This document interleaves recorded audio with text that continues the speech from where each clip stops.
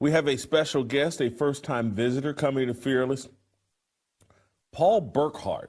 He's got his own little podcast, and you likely never heard of him, but man, has he nailed the Shedeur Sanders deal from the giddy up. You know what? I'm going to break a little protocol here and play a clip just to warm you up. This is just a warm-up. Before I'm going to get into the conversation, but I'm going to warm you up for Paul. Let's play SOT number 8. This is Paul before the NFL draft, when everybody was saying Shedeur Sanders was, maybe the number 1 pick in the draft and certainly a first-round pick. And he definitely, I'd bet my house he's a second-round pick.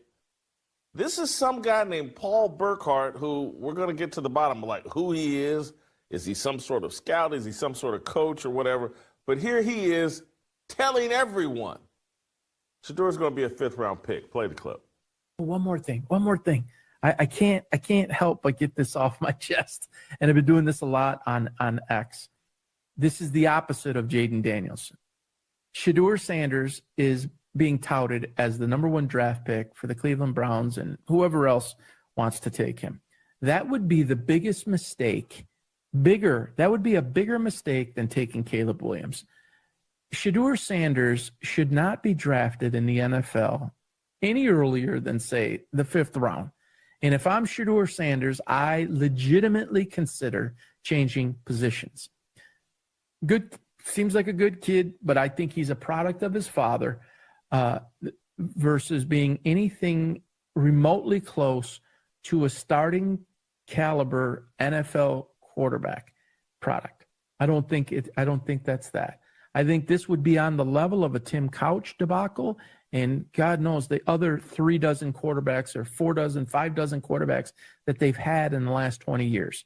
It would be an epic mistake to take him number 1. Who is Paul Burkhart, and how did he nail the Shedeur Sanders deal? We'll get to the bottom of that. We'll talk about the latest. What's up, you guys? It's the story that never goes away. Happy Thursday morning. We're with you here early again, 9:20. I will be on with Jason Whitlock at 11:15 Eastern today, so I got a little bit of time to spend with you. That's why I'm on a little bit earlier. I got the Lions gear again on, and it's crazy because I spent so much time covering Shedeur Sanders, covering LeBron James going back to Cleveland, that you would think that I do some kind of reporting or podcasting for Cleveland. I'm from Detroit. That's my team. You see it. Tommy Hearns, the Motor City Cobra, Steve Yzerman, Dan Campbell, you see it there. You see the Lions gear. But I find myself commenting about the story that just won't go away once again.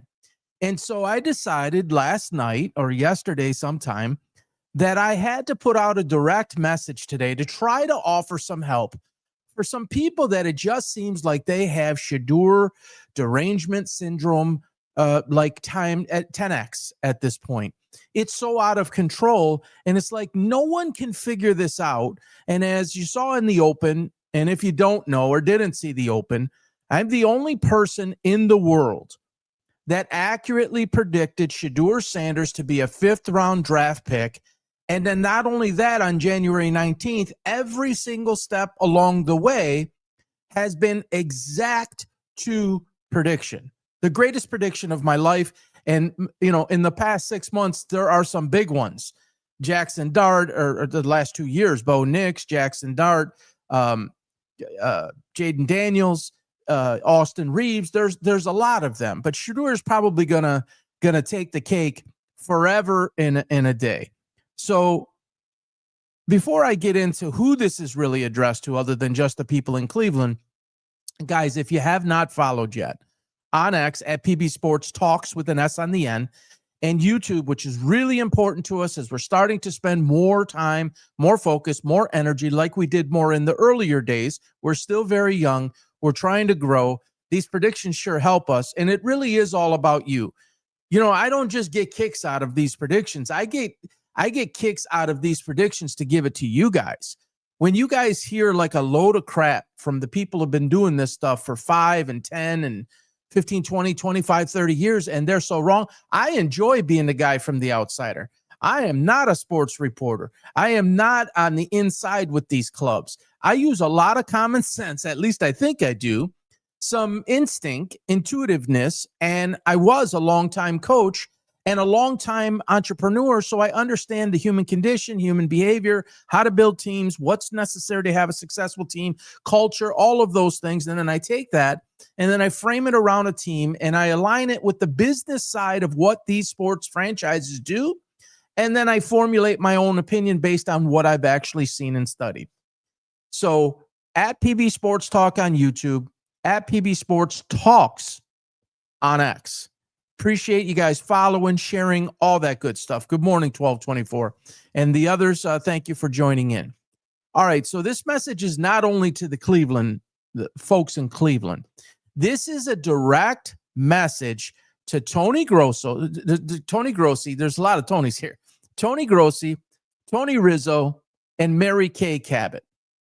Between the three of them, they have the pulse, are supposed to have the pulse of Cleveland and everything that's going on. Now, in defense of them, it's very difficult, and I can, again, relate to this because of the Lions' history. Not now, but in the history, you never knew what they were doing. No matter how much you covered the team, no matter how much you tried, no matter how many years, decades, no matter how much you studied, they always figured out a way to invent how to lose, invent crazy decisions, and it never made sense. So for the people in Cleveland, including those reporters, you guys, you get in those weeds and the weeds keep growing around you.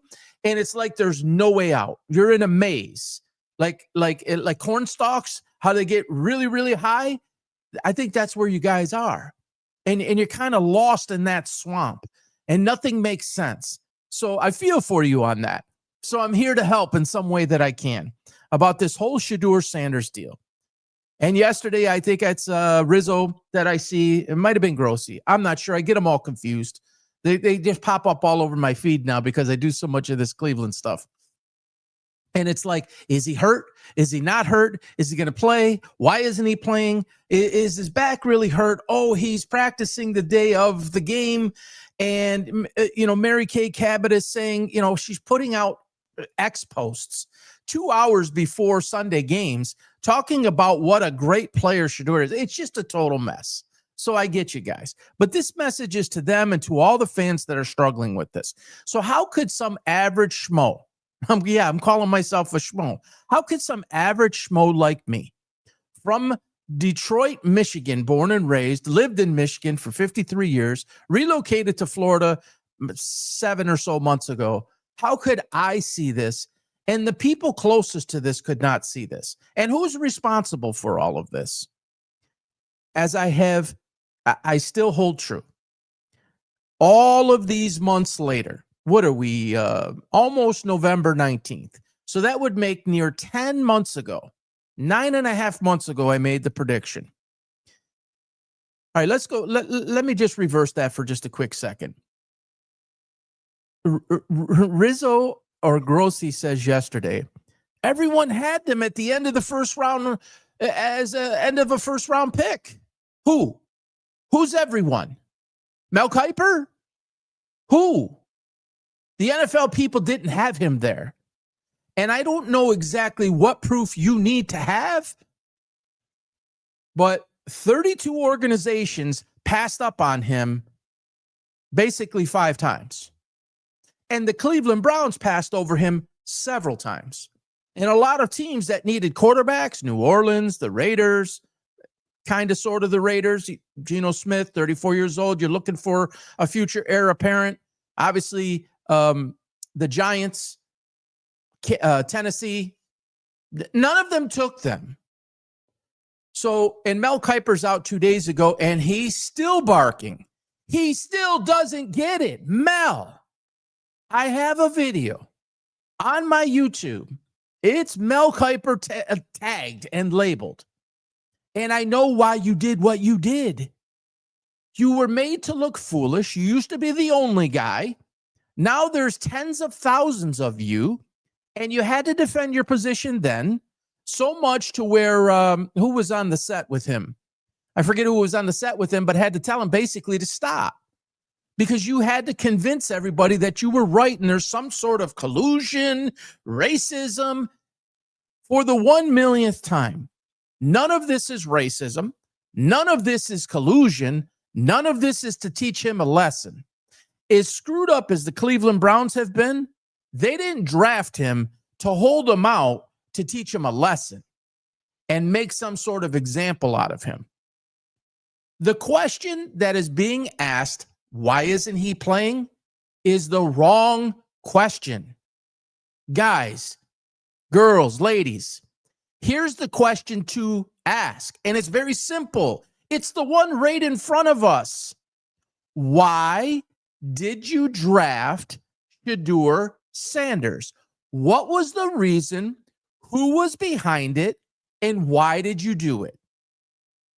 In my opinion, and I said this on Jason's, yes, I understand Cam Ward was the number one overall pick, but they were a team that needed a quarterback. I believe then, and I believe now, that Stefanski and Barry and others in the organization did not want Shedeur Sanders. Jimmy Haslam stepped in and stopped it.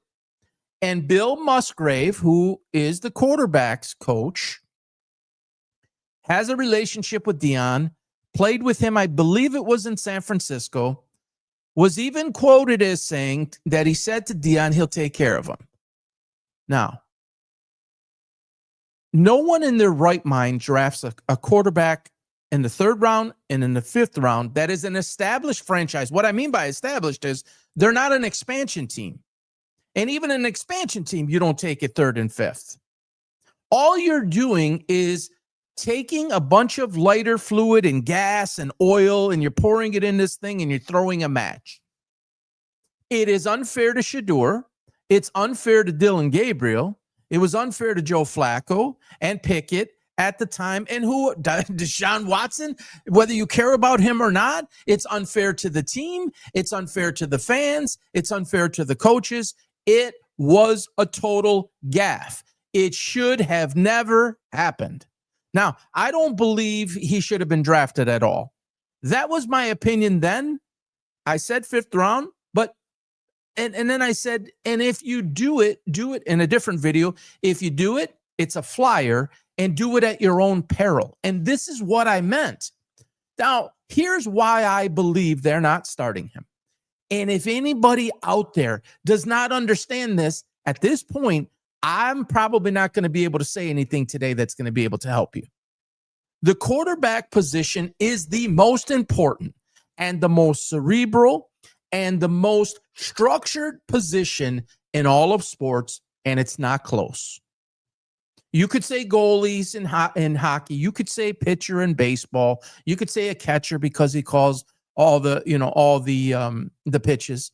You could say a lot of different things that might be in the stratosphere of it, but there's nothing like an NFL quarterback. Why is it that people still can't figure out that you do not draft for that position on what you perceive to be talent only or physical skill only? There is so much more that goes with that. Is Daniel Jones the most talented quarterback in the NFL? Does he have the metrics that fly off the charts? I think the answer is a resounding no. There's all sorts of people hating on J.J. McCarthy, and I'm not one of them. I told everybody who would listen, Jaden Daniels won, J.J. McCarthy 1A in that draft. Now, some of you out there have hit me up on Drake May. I said he was a development away, and that first year was sure a development.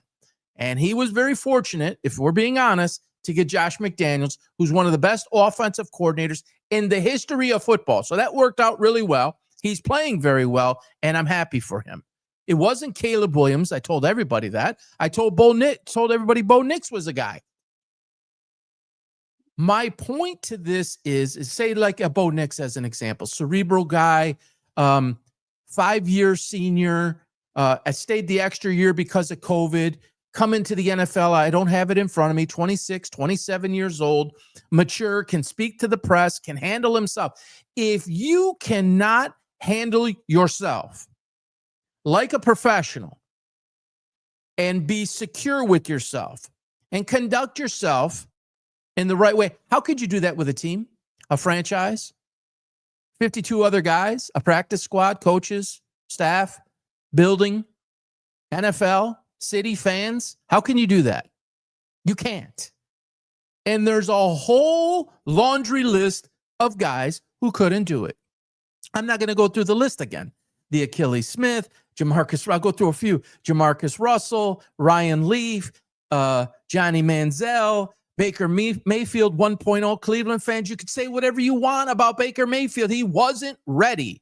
You cannot take Baker Mayfield from whatever he's in year 7 and say, oh, but we had him. He had to develop over that time. He needed to go through what he needed to go through to humble him and to make him better. And don't take it from me. Those are his words. Shedeur Sanders, I said this again yesterday, or somebody saw my video yesterday, that in that video that I let off here, and it says that Shedeur is a product of his father. So somebody took those words and they said, oh, he's a product of his father. His father won a Super Bowl, right? So that's a good thing, right? Why do you have to talk racist? That's what he said.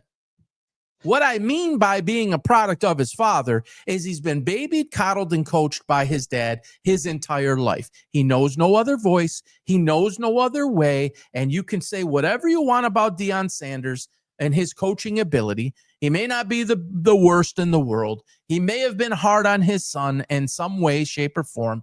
But Deion was never a quality football coach. He was never anybody other than his father.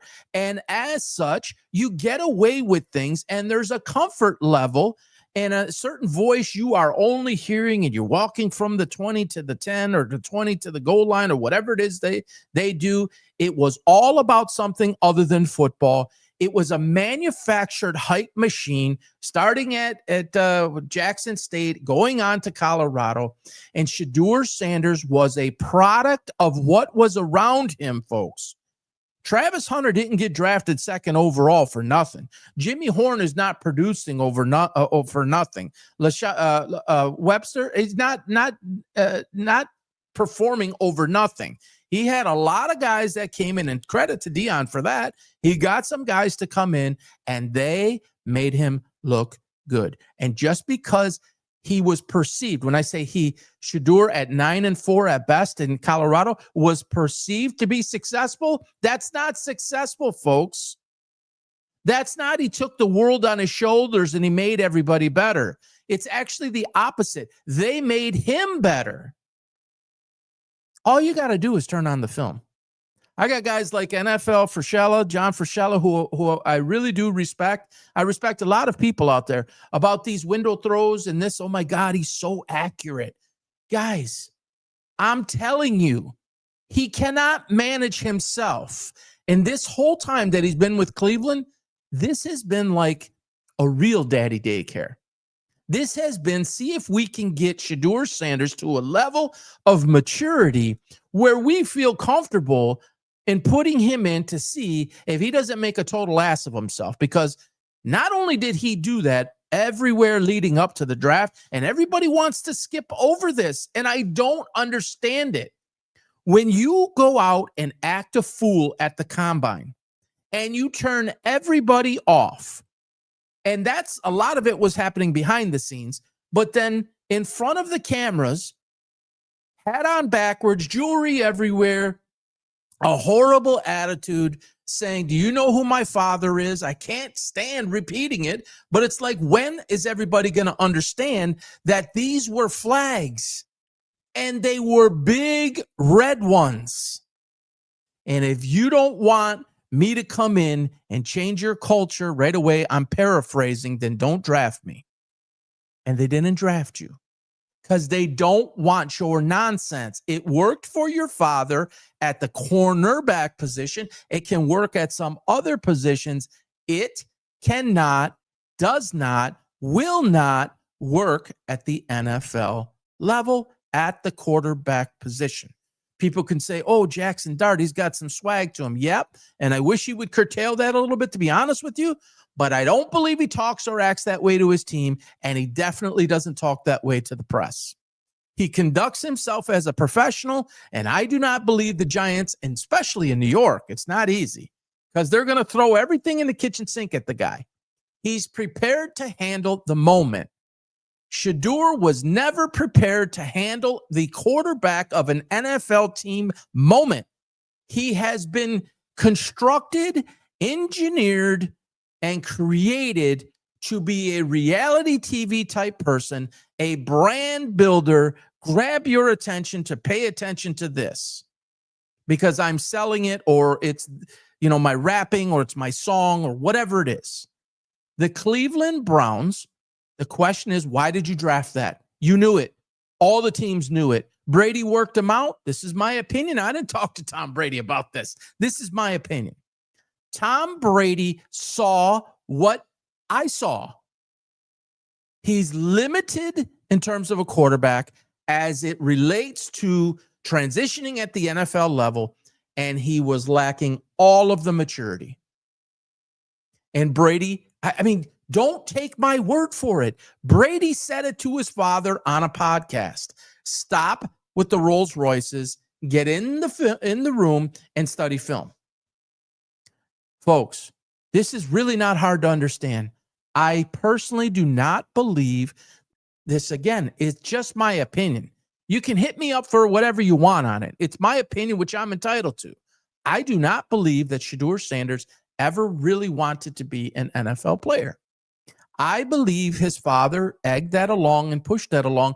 Now, I am somewhat of an authority in this way, and that coaching middle school, high school, in AAU to watch what parents do, and none of them that I ever coached were on Deion Sanders' level, okay? But what they try to do and how they try to groom somebody, and a lot of times I witnessed people playing sports that they didn't really want to, but other people did. And the people who control the decisions in the household, the parents, did. And the peer pressure over here of what my friends are doing, and will I or will I not be accepted if I don't play? And, they're going to go play travel hockey or whatever it is, and I'm not going to do it, then I won't have my friends. There's all sorts of pressure coming from multiple areas as to why you should or shouldn't do something in the sports world, in the sports field. If your father is named Deion Sanders, oh my gosh, what do I have to live up to? And I feel for him in that regard. My father, though he passed away when I was 17, I didn't have to try to live up to something like that. I can't even imagine being the son of a Hall of Famer, of a superstar, of an all-pro, whatever you want to say. I couldn't even imagine it because I know the way that I am. I would, on my own, I would feel like I had to live up to that. So in that respect, that's not easy. People could say he had a privileged life and all that stuff. I'm sticking up for Shedeur Sanders that that's not an easy life in a lot of ways. Their choices, I get it. And we're defined by the choices we make. I get it. But you grow up in that shadow, it's not easy. It's not. I believe Shedeur Sanders is a brand builder. I think he wants to be a rapper. I think he wants to be kind of a reality show star. He's got all the money he needs and more is coming in. He has a good brand. He has a personality. He's got a bursting smile. There's a lot of things he can do. And I've said this all along, that he would be out of the NFL in 3 years from the day that he was drafted. And I still hold true to that. I don't think he's going to land anywhere. I really don't think he wants to land somewhere, folks. But to Tony, Rizzo, and Grossi, and Mary Kay Cabot, ask the right questions. Why did you draft Shedeur Sanders? What was the reason? I think it's right in front of us. Jimmy Haslam did a favor. Because for Shedeur, look at what happened when Shedeur slipped. Again, I don't like to say slip because that would imply or suggest that he was supposed to go higher. He wasn't supposed to go higher. Bill Parcells, your record is what you say what it says you are. Same thing here. He was a 5th round pick in their eyes. If he wasn't a 5th round pick in their eyes, somebody would have taken him a whole lot sooner. They'd have been lining up to do it. And this old Baltimore was going to take him and all this other nonsense. And I didn't want to play for Baltimore. I don't really believe it. I know a little bit about the Harbaugh family from growing up in Michigan. John Harbaugh would have sat his ass down for 3 years. And they'd have put him at number 3 and see if they can do something similar to what Cleveland's doing. See, but at least Baltimore has structure. They have sustainability. They have a proven track record of how to do it. John Harbaugh, though I think the game is catching up to him a little bit, and he might not have what he used to have, he built, and Ozzie Newsome prior as the GM, built a world-class organization. For years, it's been a plug and play. Shedeur Sanders was not a plug-and-play guy. They needed to mature this guy. When you hear he's not ready, we're working. Well, what do you think that means? How much do these guys, they can't come out and say it. How much in code do they have to say for you guys to really realize Cleveland's in bad shape? I do think Dillon Gabriel could be a very good quarterback. I've actually called him potentially the franchise quarterback for that team. He's in an impossible situation. And by the way, for all of you out there, look at what conference he played in. Many of the guys at the NFL level he played against. Give me a break. He's too short. He was playing against the same guys. It's not like he was playing in a mid-major or some, Division III team where everybody on the defensive line was 5'11". He's playing against the same 6'3", 6'4", 6'5" guys. Another question you can ask, and I hate to say this too, because he was coach of the year just a few years ago, but Kevin Stefanski has to be asked questions. Why are so many quarterbacks not succeeding in your offense? Is it the receivers? Is it the running back? Is it always those guys? Is it always the offensive line? Or is it maybe schematically you? Or is it maybe that you're a little bit too conservative and you won't just let these guys go? Now, the argument about Flacco, oh my God, that's Kevin Stefanski's fault because look at what Flacco's doing over in Cincinnati. Oh my God. Let's be real a little bit. That they don't have Jamar Chase and they don't have T. Higgins, like that's real. That is not my opinion. That is actual fact. Cleveland has nothing to compare to that. They have better tight ends, but they have nothing to compare on the outside. Either one of those wide receivers can get away from any coverage. Flacco doesn't have to throw them open. They get open. Jerry Jeudy, go ask Steve Smith Jr. what he thinks of Jerry Jeudy. And while Jerry Jeudy might be a little bit better than he was around the time of Steve Smith's comments, Jerry Jeudy is a number 2 or number 3 at best. And people have argued this with me. He's not some deep, long throw guy like a Jamar Chase. Oh, that's what we got him for. Some guy said that's what we got him for. In what world? He's like 14.5 a catch. It's not terrible. I get it. But he isn't some Deshaun Jackson kind of guy that can just totally take the top off of defense and run past everybody, or like a Jamison Williams. It's not there. So Stefanski's responsible for this a lot. He's turned over the offensive coordinator duties again, or the play calling duties again. It's just dysfunctional. And in Shedeur's defense, if he was in there, I don't think he would succeed on that basis. I don't think he's good enough to succeed in any offense, but he definitely can't succeed in that dysfunction going on there. And clearly, I don't think Dillon Gabriel can either. They asked, this is what it's resorted to in Cleveland. They asked Dillon Gabriel, and I'm paraphrasing again, are you reluctant or afraid to throw the ball down the field? They ask him that question. He says, no. There's a number of things that go into that. And then he said, like he should, even though he probably doesn't mean it, including myself, he says. What he's basically saying without saying, if you read between the lines, is there's freaking dysfunction. The offense is not really designed that way. The protection's not there. The skill set of the wide receivers is not there. And he himself is taking some of that and saying, I'm not going down the field because there's all these things going wrong. I put a 5-6 minute compilation of his statistics or of his film against teams like Ohio State. He's throwing the ball on a dart, 30, 40 yards. He's throwing perfectly layered passes. If you listen to Brady last week in the Detroit-Minnesota game, he did a phenomenal job. 1 ball, 2 ball, 3 ball. Dillon Gabriel can throw all 3 of those.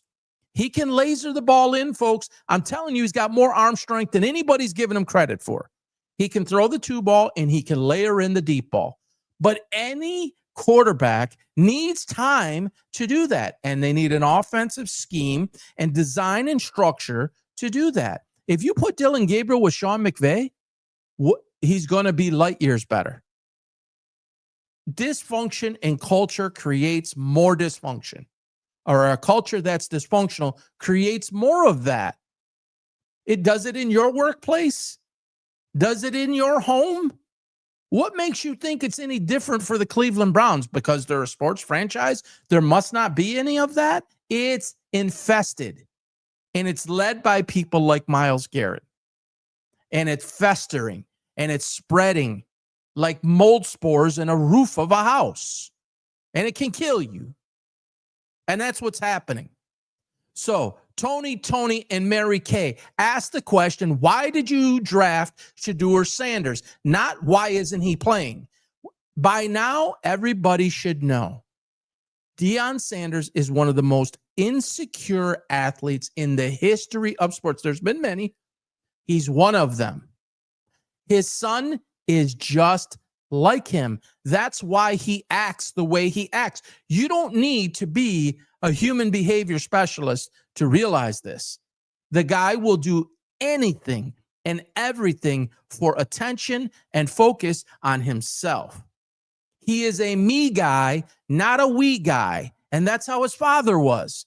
The difference between Shedeur and his father is his father was one of the best in the world at his position.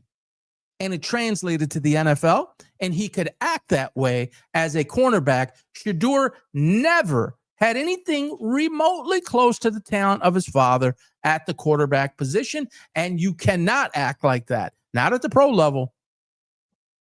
Not at the pro level. You can't act that way. You cannot act that way and be an NFL quarterback. Your shelf life will be less than, I don't know, lunch meat. This is just, it's mind-boggling to me. And they just keep on going, and they keep on going, and they keep on going. For the record, one final time, even with some of the things that he is, and that has held him back, and remember this, folks, no one held Shedeur Sanders back except for Shedeur Sanders and his father. Do you understand that both of them acted this way because they knew he wasn't good enough? Did that ever cross your mind? Did that ever cross your mind? The need to push him the way that they did and shove it down your throat the way that they did,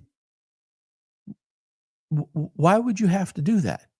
Why can't your actions speak on merit?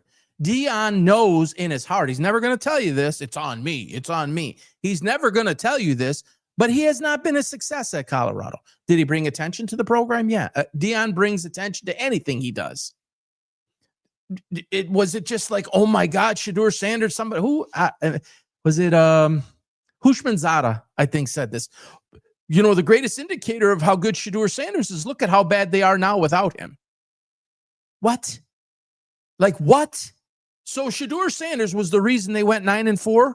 Hello? Travis Hunter was your wide receiver and your cornerback doing things that we've never seen. And he was the number 2 overall pick, and many had him number 1 on their board, including me. I mean, it takes years off my life to try to get this out. He's not good enough. To finish what I was saying, if he was as good as so many people out there think he the Cleveland Browns would find a way to get him in there. Because it's the NFL. I think it's twofold. He's not good enough, and he damn sure can't lead a team. He can't lead himself. When I used to hire people, and I'm sure I will again at some point, I was not just looking at what their resume said. I was looking at how they conducted themselves. I mean, this is the most basic level. Maybe I was investing $50,000, $60,000, $70,000. Some of them were $100,000, $120,000. When you're going to start investing 10, 15, 20, 25 million and up, and his rookie contract, I understand, was not all of that where he was taken, but you're evaluating the person. and you're taking the person and you're putting them in certain situations that you know will come. And how does he fit in that picture? Does he succeed? Does he sink? Does he swim? Does he succeed? Does he fail? Does he do okay? Does he project to be a lifelong learner? Is he committed to his craft? Will he let nothing or no one get in his way? These are questions that are being asked in these rooms, in these meetings, and in the minds of the people who are making the decisions. This is elementary. It's literally elementary. I know, Cleveland, you're desperate. You know you guys can't turn around your franchise and your city and your team and your dog pound unless you have a quarterback to lead the troops. I get it. I get it. For long enough, we had the Eric Hipples and I'm going back, Bob Galliano and Mike McMahon and Scott Mitchell. I could go through a whole slew of guys. Rodney Peete, Andre Ware. Like, oh my God. Then it was Stafford, and I even believe he was below the bar because of certain things that he did in terms of being out of shape his first 7-8 years, and he couldn't understand an offense. That's being real. But make no mistake about it, Shedeur Sanders is no Matthew Stafford.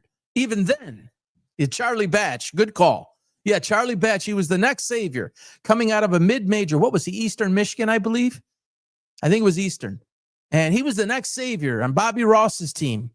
I mean, so we've been through the same thing. So I get the delusion that you guys are going through. I could really relate to it. I've lived it. I've seen it. I've cried with it. Literally.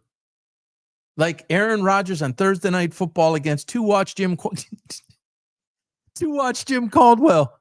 And he drops back and throws a Hail Mary. And Rodgers, the tight end, catches the ball. We haven't heard of him ever since. But man, that ball's flying through the air. And I was at the game where Favre rolled out. Unbelievable environment at the Silverdome back in the day. When Brett Favre rolls out and Porsche's chasing him, and he's going way to one side, and he heaves the ball up so freaking high that you would think it would, I'm exaggerating, but so high you thought it was going to hit the dome. And you're following the ball, and it's going, and you look down, and there's Sterling Sharp.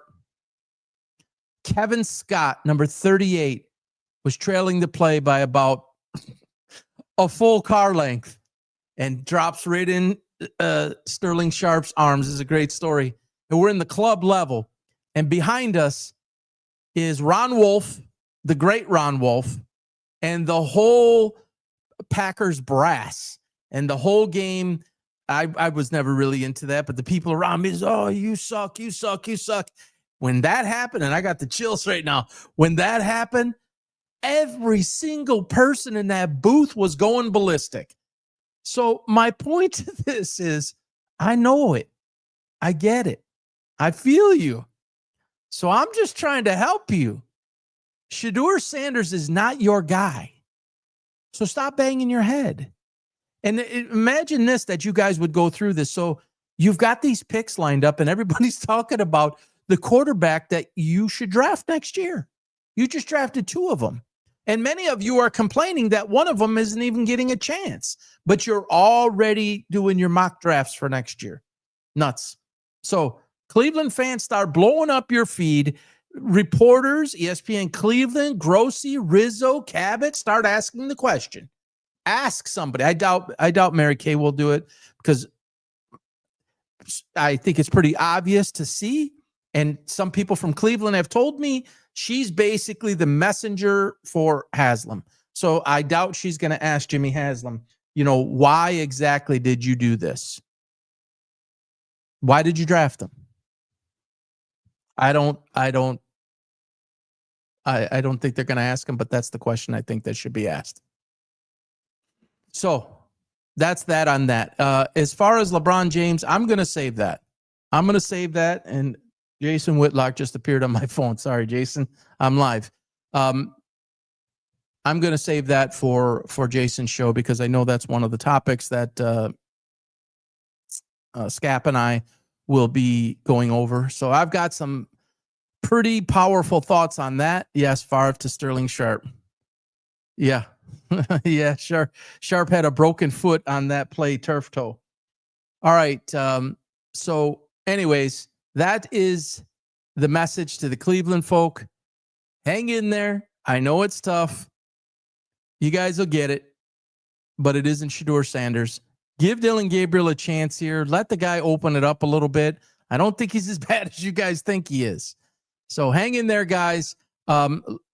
If you're not doing anything, catch the Jason Whitlock show, Fearless with Jason Whitlock. I'll be on I believe it's the B block, 11:15 Eastern Standard Time. There's a number of different topics. LeBron is one of them. And Jay and I go back and forth on that quite a bit and have before. So join us on that. Subscribe to Jason's channel on YouTube and give him a 5-star rating on that offense run on the back of Chubb.